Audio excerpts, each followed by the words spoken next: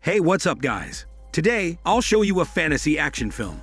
Hellboy, Part 3, Rise of the Blood Queen. Spoilers ahead, watch out and take care. The film begins in England during the Dark Ages, where an endless war between man and creature of darkness left King Arthur with no choice. With his powerful wizard, the king goes to Pendle Hill, and beneath an ancient oak tree, he offers a truce with the immortal witch and the Blood Queen. However, this is only a trap for the Blood Queen, as King Arthur believes that mankind and her kind are never meant to live together in harmony. King Arthur ambushes the Blood Queen with the help of the Blood Queen's trusted witch and the Excalibur. Using the sword, King Arthur dismembered and beheaded the Blood Queen before placing her body parts in separate caskets, sealed with a holy prayer that can only be broken with the words of a man of God. His knights then scatter these caskets in the far reaches of the land. The scene then transitions to the present day, where Hellboy arrives in Tijuana to find an agent sent by the Bureau for Paranormal Research and Defense to investigate a nest of vampires. With the help of a reliable source, Hellboy finds the agent in an arena where he fights as a wrestler. The agent challenges Hellboy to a fight, and only then will he agree to return to the Paranormal Bureau.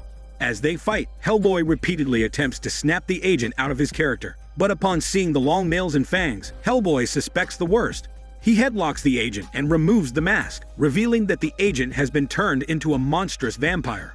The patrons run after seeing the agent's true form, while Hellboy fights and accidentally impales him on a post. Hellboy comes running to the agent after realizing his mistake, while the agent returns to normal again. With his last strength, the agent calls Hellboy by his true name, before mumbling in Spanish that the end is coming. The professor, Hellboy's foster father, sends two agents to fetch Hellboy, who is seeking solace in alcohol after having his friend die in his arms. As Hellboy returns, the professor tells him that the Osiris Club in England wants his help to hunt down giants. Just like their organization, the Osiris Club fights against the forces of darkness, and this British occult is a close friend of the professor. On the other hand, a warthog-like creature visits an old woman monster with a severed right eye named Baba Yaga. Since both suffer great pain at the hands of Hellboy, Baba Yaga orders the warthog to assemble and free the Blood Queen to gain the revenge they both seek. Hellboy travels to England to the Osiris Club's headquarters, where he is welcomed by Lord Adam and his associates. Lord Adam shows Hellboy a room full of giant heads they have collected every time they hunt. It turns out 3 giants have risen in their graves and are now wreaking havoc, and they want to stop this trio before they reach the city. There are also photographs of the club members hunting centuries ago, and this catches Hellboy's attention since the professor and Lord Adam still look young for their age. Lady Psychic, a woman gifted with foresight and the club leader, then appears. Lady Psychic reveals to Hellboy that 4 club members, including her, Lord Adam, and the professor, were chosen by a powerful spirit to destroy something that would end mankind during World War II. Ever since, they aged at a snail's pace to fulfill that mission. It turns out the thing they're worried about is Hellboy. Lady Psychic reveals to Hellboy where he came from, prompting a flashback. During World War II, Rasputin and his minions try to bring something from another dimension to use as a weapon, as they are losing the war. However, the ritual doesn't turn out as they had planned. Fortunately, legendary Nazi hunter Lobster arrives with the Paranormal Bureau and kills the Nazis before executing Rasputin. The club members are instructed to kill whatever abomination the Nazis summoned in the depths of hell. However, when the professor sees the cute baby Hellboy, he chooses to adopt him. As the flashback ends, Lady Psychic tells Hellboy that Rasputin brought him into the world as a weapon, but instead, the professor used him for good. On the other side, the warthog starts his mission by making his way into a church full of monks practicing their vow of silence. The warthog tears their flesh like pieces of paper, but he keeps one monk alive and forces the monk to guide him beneath the church. Fearing the creature, the monk leads him beneath, where one of the caskets storing the Blood Queen's body part is kept. The monk refuses to chant the incantation, so the warthog rips his tongue out and swallows it, as only the words of a man of God can break the holy seal. The warthog chants the incantation using the monk's voice, breaking the seal and awakening the Blood Queen's head. The following day, Hellboy travels with the Osiris hunters to go after the giants, only to be double-crossed. One by one, they plunge their spear into Hellboy, who manages to kill some hunters while running away. However, when 3 spears are plunged into him, Lord Adam turns on the electric frequency, electrocuting him. Lord Adam does this repeatedly, while revealing to Hellboy that they never needed his help. It is just a trap to destroy him. Lord Adam takes out his sword and prepares to behead Hellboy when a giant suddenly appears and beheads him instead. Meanwhile, the Warthog successfully retrieves the Blood Queen's remains one by one until her left arm is the only one left to find to make her whole again. Hellboy wakes up to find two giants feasting on the hunter's corpses. As he looks for the third one, the third giant shows up behind him and tries to kill him with its gigantic sword. This catches the two giants' attention and they start attacking Hellboy. Already wounded and weakened, the giants toss him around, but Hellboy manages to inflict some damage despite that. One by one, Hellboy begins slaughtering the ugly giants. He plucks the eye of the two and sticks a giant tree in one of the giants' throats. He then moves on to the last one, cutting its limbs with the gigantic sword before slashing its head. As his vision blurries, Hellboy spots a van approaching before he passes out. Hellboy wakes up in an apartment, where he reunites with an old friend, Alice, who has the power to hear the voices of the dead. As they sit across from each other, Alice shares with Hellboy that the dead are whispering to her to kill him. Alice adds that she has a shotgun under the table, loaded with angle bones aimed right at Hellboy, waiting for her to pull the trigger and end it all. Hellboy sighs in relief when Alice lets go of the trigger and tells him to hide under the table. When asked why they are hiding, Alice casually tells him it's to avoid the glass. Just in time, the professor's men break into the apartment to ensure Hellboy's okay. As they walk in the hallway, Hellboy tells the professor about his so-called friends trying to kill him. However, the professor is less concerned with that, and more with the fact that the Blood Queen is awake, and the last piece of her body lies in Osiris's club headquarters. The professor then introduces Hellboy to Major Damio, who's working with the Paranormal Bureau to stop the Blood Queen. The two immediately form a heated atmosphere as Damio doesn't want to work with a monster like Hellboy, who insults Damio's facial scars. However, the professor orders them to work together with Alice and stop the Blood Queen from bringing her deadly plague to the world that can wipe off mankind in a short time. Before they depart, the professor hands a briefcase to Hellboy containing his new hormone toy. On the way to the headquarters, Hellboy opens the suitcase, revealing a beautiful customized pistol. Shortly after, they reach the headquarters, where Alice experiences an excruciating psychic migraine from the screams of the dead. As they enter the mansion, Alice experiences another migraine after seeing that every club member has been brutally killed. They find Lady Psychic's body, whose head Alice touches, so that her spirit can communicate with them. Lady Psychic's spirit appears in Alice's mouth and warns Hellboy that now the Blood Queen is awakened and searching for a king, his true destiny will be revealed and fulfilled.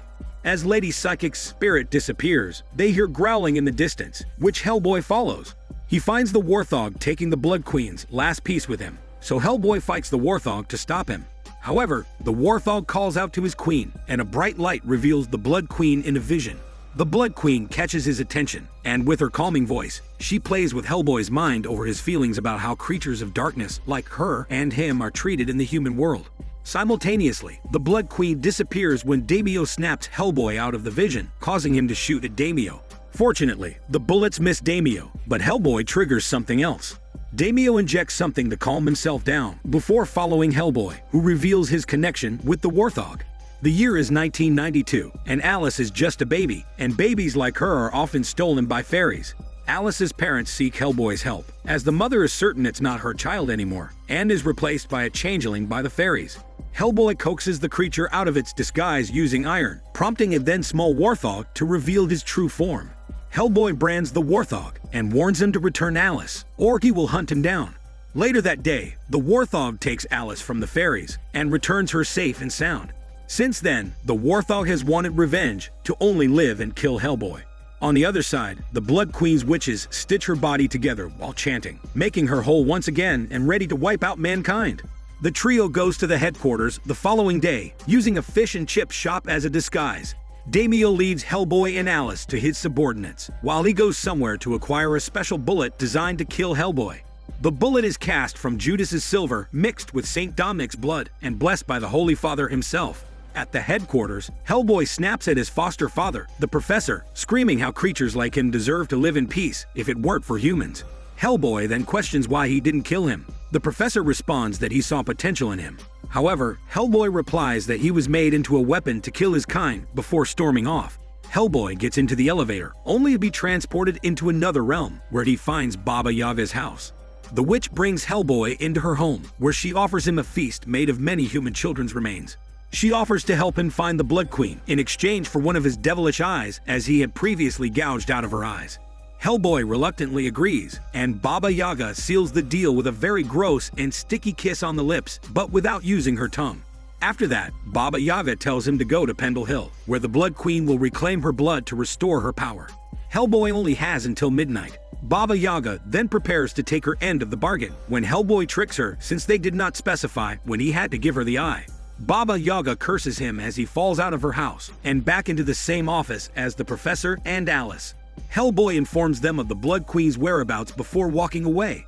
As the team heads to Pendle Hill, Alice persistently asks Damio about his facial scars. Damio reluctantly shares how he had gotten those, prompting a flashback. Damio and his team are in Belize, where the local tribal elders ask their help to hunt a demonic jaguar. However, the creature is so fast that it kills Damio's whole team within minutes, while he survives after getting clawed in the face. And since then, Damio has hated creatures of the darkness. The team lands near the hill, where they fight creatures of the darkness. At this time, the Blood Queen reclaims her blood from the ancient oak tree, restoring her full powers. Her disloyal witch then shows up with her sisters, seeking forgiveness for betraying the Blood Queen. However, the Blood Queen kills her sisters with just her hand and keeps the betrayer alive, who presents her with a thorny crown. Suddenly, a bullet bombs the Blood Queen's left face, made by Hellboy's new toy. Simultaneously, Damio and Alice fight the creatures of the darkness, with the help of Alice's newfound power, punching the soul out of the dead. The Blood Queen tempts Hellboy to join her, so they can rule together, but Hellboy firmly refuses. Before escaping through a portal with the Warthog, the Blood Queen takes a piece of thorn from her crown and throws it at Alice's neck, poisoning her. The betrayer witch then meddles and instructs Hellboy and Damio to take Alice to the wizard to undo the poison. With her knowledge, the team successfully goes to the wizard's tomb and awakens him after centuries.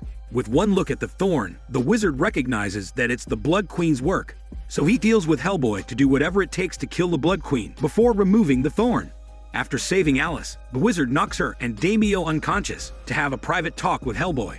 The wizard slashes Hellboy's hand and drops his blood onto something as he reveals the truth about Hellboy's identity. It turns out, King Arthur's bloodline continued until it ended with a girl who married a demon in 1574. That night of their marriage, the girl was taken down to Hell, where she gave birth to a son, the Hellboy.